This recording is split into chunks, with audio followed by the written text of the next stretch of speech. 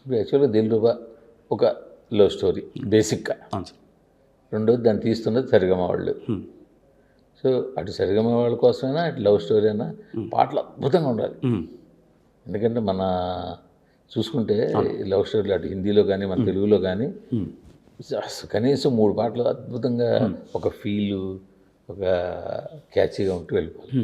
So ఆ మేరకు ఈ సినిమా పాటలు ఇంకా అంతవరకు వెళ్ళలేనట్టు ఇంకా అంత పరిగెత్తలేదేమో సార్. మన అంటే సంక్రాంతికి అప్పుడు రిలీజ్ చేసాం మన ఫస్ట్ సాంగ్, అది కొంచెం వెళ్ళి అగ్గిపుల్ల బాగా వెళ్ళింది. కానీ ప్రాబ్లం ఏమైందంటే అప్పుడు రిలీజ్ అయిన ఇప్పుడు మన సంక్రాంతికి వస్తున్నాం పాట బాగా వెళ్ళిపోతున్నది. అప్పుడు ఎప్పుడు ఏమనిపిస్తుంది అంటే సార్, ఒక 3 పాటలు రిలీజ్ అయినా 3 బాగున్నప్పుడు ఏది బాగుందో అది వైరల్ అయిపోతూ ఉంటుంది.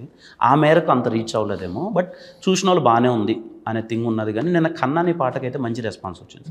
చూసిన వాళ్ళు అంతా చాలా బాగుంది. కొంచెం మాంటే సాంగ్లో ఉంది, కొంచెం మాంటే సాంగ్ అది బాగుందన్నారు.